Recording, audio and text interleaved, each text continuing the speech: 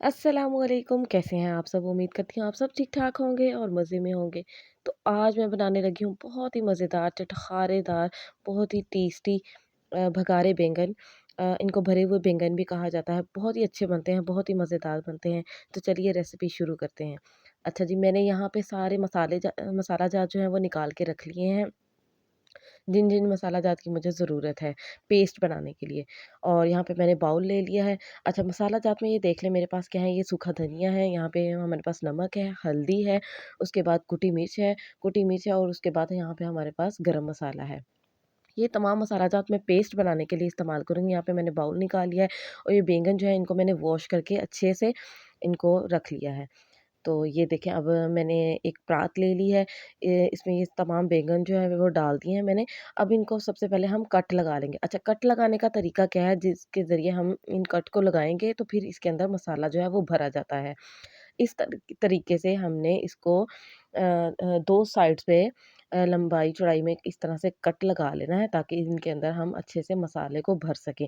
अच्छा, हमने इनकी डंडियाँ बिल्कुल नहीं तोड़नी। अगर हम ये डंडियाँ तोड़ देंगे तो मसाला जो है वो सारा बाहर भी निकल सकता है। तो और वैसे भी ये डंडी के साथ ही खाने का मज़ा आता है। अच्छा, इनको ये जो बैंगन है, हमने यहाँ पे बिल्कुल छोटे-छोटे से बैंगन मंगवाने होते हैं। बड़े-बड़े जो बैंगन हैं वो गलते नहीं हैं जल्दी। अच्छा जी, मसाला तैयार कर लेते हैं जो हम बैंगन के अंदर भरेंगे। यहाँ पे मैंने 1 टेबलस्पून पाउडर मिर्च ली है, 1 टेबलस्पून ही मैंने यहाँ पे कुटी मिर्च ली है। उसके बाद यहाँ पे मैंने हल्दी ली है और नमक जो है वो मैं यहाँ पे तकरीबन डेढ़ spoon 1 and half table spoon मैंने ले लिया था। सूखा धनिया लिया है और उसके बाद गरम मसाला लिया है। अच्छा, इनकी क्वांटिटी जो है वो आप अपने बैंगन के हिसाब से ले सकते हैं कि आपके पास बैंगन जो है वो कितनी मिकदार में है, आप कितने बैंगन बना रहे हैं। अच्छा जी, तमाम मसाले मैंने इसके अंदर निकाल लिए थे, उनको अच्छे से मिक्स कर लिया। अगर उनके अंदर कोई टुकड़े वगैरह हैं या वो मसाले जमे हुए हैं, उनकी गुठलियाँ सी बनी हुई हैं, तो उनको अच्छे से पीस लें। उनको मैंने अच्छे से मिक्स कर लिया। अब इसके अंदर जो है वो मैं लेमन ऐड कर रही हूँ।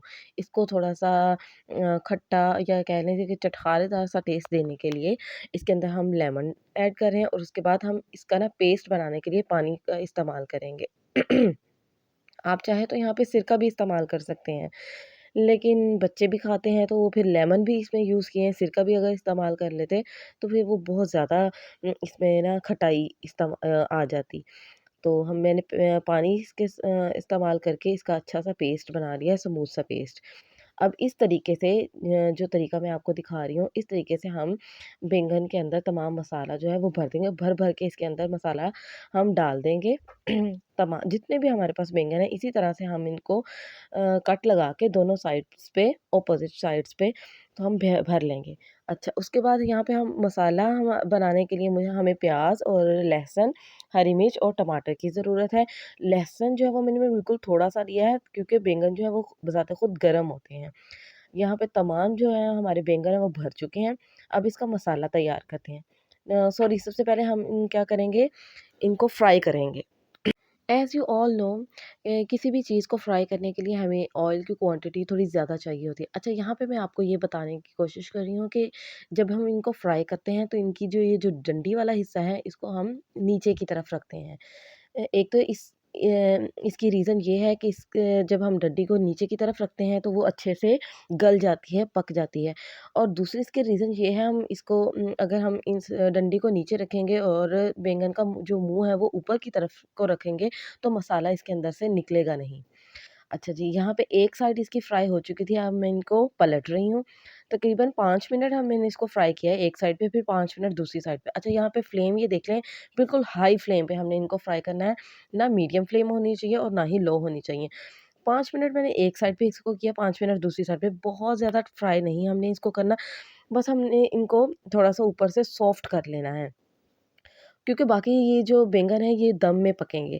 अब एक बैच यहाँ पे इसका फ्राई हो चुका है, अब दूसरा बैच मैं यहाँ पे फ्राई करने लगी हूँ। अच्छा, मैं ऑयल का आपको बता रही थी कि किसी भी चीज़ को फ्राई करने के लिए ऑयल जो है वो हमें ज़्यादा क्वांटिटी में चाहिए होता है। इसलिए यहाँ पे आप ये मत समझिएगा कि ऑयल ज़्यादा है या हमें इसकी मिकदार आपको बहुत ज़्यादा लग रही है।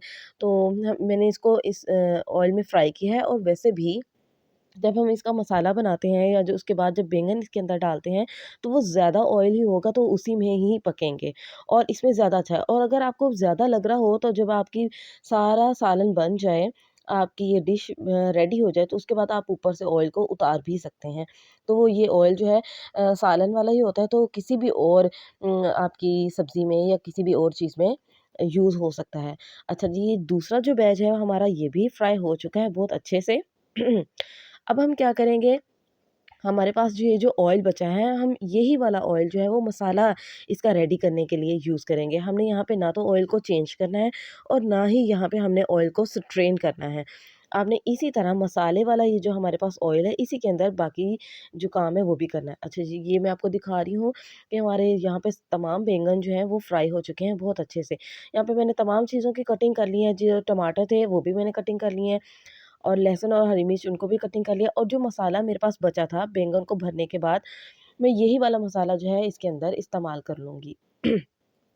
यहाँ पे ये देखें, मैंने ना तो ऑयल को स्ट्रेन किया है, ना ही मैंने ऑयल को चेंज किया है। यही वाला ऑयल मैं मसाला बनाने के लिए इस्तेमाल करूँगी, क्योंकि जितने भी हमारे जो स्पाइसेस हैं वो इस ऑयल के अंदर शामिल हो चुके हैं। अगर हम इनको निकाल देंगे, तो फिर हमारे जो बैंगन है वो इस चटखारेदार नहीं बनेंगे, वो फीके-फीके से बनेंगे, और ये जो भगारे बैंगन है वो फीके तो बिल्कुल भी अच्छे नहीं लगते। अब यहाँ पे आप देख लें कि मैं स्पाइसेस जो मसाले में है वो कितने ऐड कर रही हूँ, क्योंकि मेरे पास जो मैंने बैंगन को भर के रखा हुआ था मसाला, वो भी बचा हुआ है, इसलिए यहाँ पे मैं स्पाइसेस बहुत कम इस्तेमाल कर रही हूँ।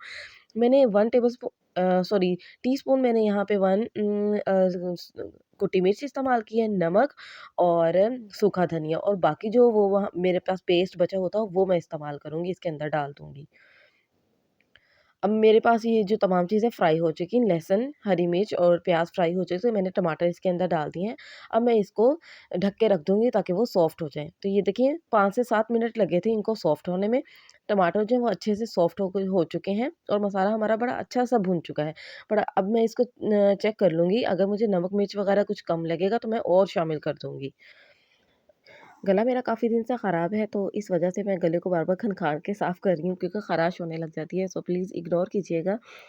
अच्छा जी, यहाँ पे हमारा मसाला जो है वो बहुत अच्छे से भुन चुका है, ऑयल भी उसके ऊपर आ गया है, तो जितने भी हमने बैंगन फ्राई किए हुए थे, हम उसको मसाले के अंदर रख देंगे।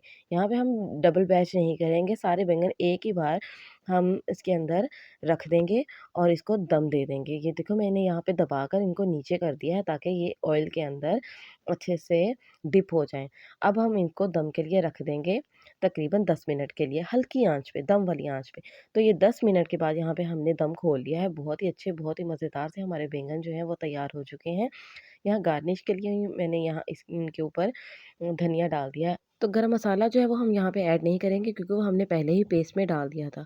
तो बहुत ही मज़ेदार सी ये हमारी डिश जो है वो बन के तैयार हो चुकी है। अगर आपको मेरी वीडियो अच्छी लगी हो तो मेरे चैनल को सब्सक्राइब करें, लाइक किया करें, शेयर करें, कमेंट करें। अब मैं आपसे मिलूँगी नेक्स्ट वीडियो में। तब तक के लिए अल्लाह हाफ़िज़।